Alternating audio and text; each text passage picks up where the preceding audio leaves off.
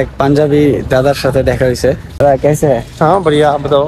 আসসালামু আলাইকুম, সবাই কেমন আছেন? আশা করি সবাই খুব ভালো আছেন। আমি রিয়াদ নিউ দিল্লি থেকে বলতেছিলাম।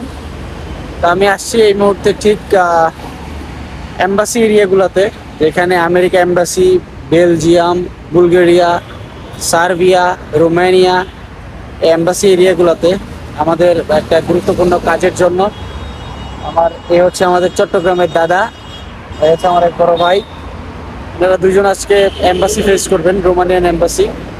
তো আমিও আসলে আমারও 4 তারিখে একটা ডেট আছে, যার কারণে আমিও ঘুরতে দেখতে আসছি। আমিও দেখবো, জানবো, শিখবো, সবকিছুই জানার আছে, শিখার আছে। তো সেই দিক থেকে আমিও আপনাদের সাথে কিছু শেয়ার করার চেষ্টা করবো, সবাই আমার সাথে থাকবেন। দাদা, আপনি কিছু বলতে চান?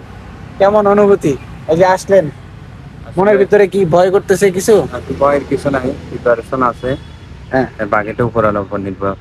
আচ্ছা হয় ভাই আসলে আপাতত এই মুহূর্তে কিছু বলতে পারতেছি না, ইন্টারভিউটা দিয়ে আসি, দেন বাকিটা বলবো আর কি ইনশাআল্লাহ। যাক, আল্লাহ ভরসা, সবাই আমাদের জন্য দোয়া করবেন, আমরা যাতে সাকসেস হয়ে দেশে ফিরতে পারি।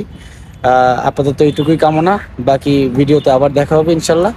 আমার সামনে আমার দাদারা আছে, তারা আসলে খুবই চিন্তিত এই বিষয়টা নিয়ে, যেহেতু আজকে ওদের একটা ইন্টারভিউ আছে। সবাই দোয়া করবেন যাতে ঠিকঠাকভাবে ইন্টারভিউ দিতে পারে। আর প্রকৃতিতে আসলে প্রকৃতির প্রেমে পড়ে না এমন মানুষ খুব কমই আছে। এইখানের যে এই মুহূর্তে যে আবহাওয়া আর যে প্রকৃতি, এটা দেখলে আপনি অবশ্যই এখানে কিছুক্ষণ সময় কাটাতে চাইবেন। ট্রাফিক মানতেছে সবাই, আর এই রোডটা দিয়ে ওয়াক হয়ে সবাই হাঁটতেছে, কারোর সাথে কুকুর নিয়েও অনেকে হাঁটতেছে দেখলাম, মর্নিং ওয়াক করতেছে। আমি আপনাদেরকে একটা জিনিস মেনশন করি, এই মুহূর্তে বাজে হচ্ছে 7টার মতো, সকাল 7টা। আমরা আসতে আসতে আধা ঘন্টা লাগছে সিএনজিতে। কত সুন্দর বাড়ি,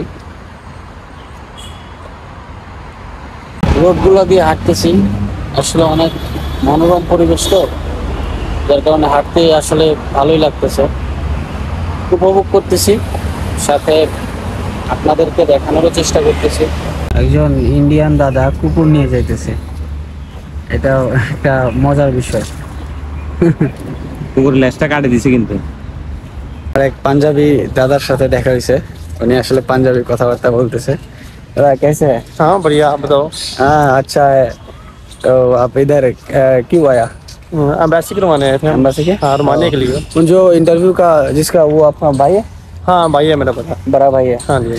अच्छा, आप पंजाब से है ना? हाँ पंजाब ओके। अपने पंजाब तो कल जीत लिया, दिल जीत लिया। हाँ, हाँ। आईपीएल में।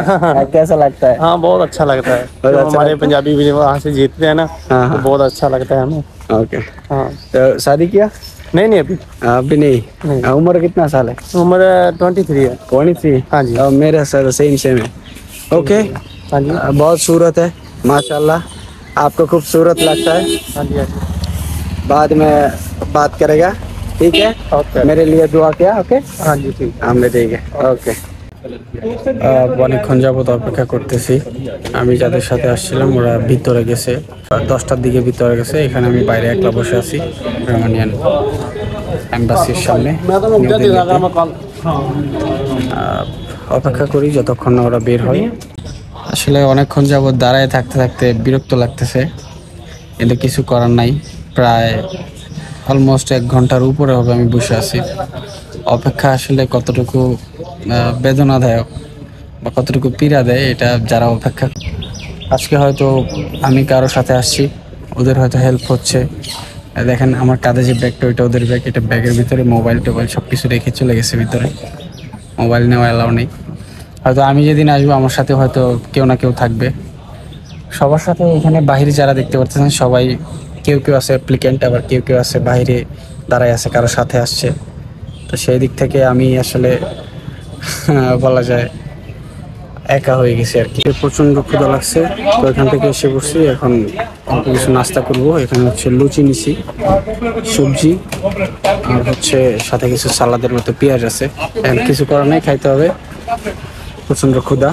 পরবর্তীতে যখন আমি নাস্তা করে এম্বাসির সামনে যাই তখন দেখি ওই দুজন ভাই এম্বাসির ভিতর থেকে বেরোইছে। এরপরে ওইখানে আর সময় নষ্ট না করে আমরা হোটেলের দিকে রওনা দিই। এরপরে যে বিস্তারিত ওনারা কি ইন্টারভিউ দিল, কি বলছে, কি প্রশ্ন করছিল, কতগুলো প্রশ্নের উত্তর ওনাদেরকে দিতে হয়েছে, এই বিষয়ে আমি আরেকটা আলাদা ভিডিও করার চেষ্টা করব। সেই পর্যন্ত যাদের আমার ভিডিওটা ভালো লাগছে আমার চ্যানেলটা সাবস্ক্রাইব করতে পারেন, লাইক এবং শেয়ার করতে পারেন। এই শেষের অংশটুকুতে দেখানোর চেষ্টা করছি আসলে ইন্ডিয়ার রাস্তা কতটুকু পরিপাটি। জানি না বাহিরের কি অবস্থা, এটা হচ্ছে দিল্লির ভিতরে কিছুটা অংশ আমি আপনাদেরকে দেখানোর চেষ্টা করছি। তো আমি পরবর্তী ভিডিও দেওয়া পর্যন্ত সবাই আমার চ্যানেলের সাথে থাকবেন এবং পরবর্তী দিলে যাতে আপডেটটা পেয়ে যান সেই অনুযায়ী ভিডিওটা সাবস্ক্রাইব করার পরে আপনারা বেল আইকনটি অন করে দিবেন। সেই পর্যন্ত সবাই ভালো থাকুন, সুস্থ থাকুন, আল্লাহ হাফেজ।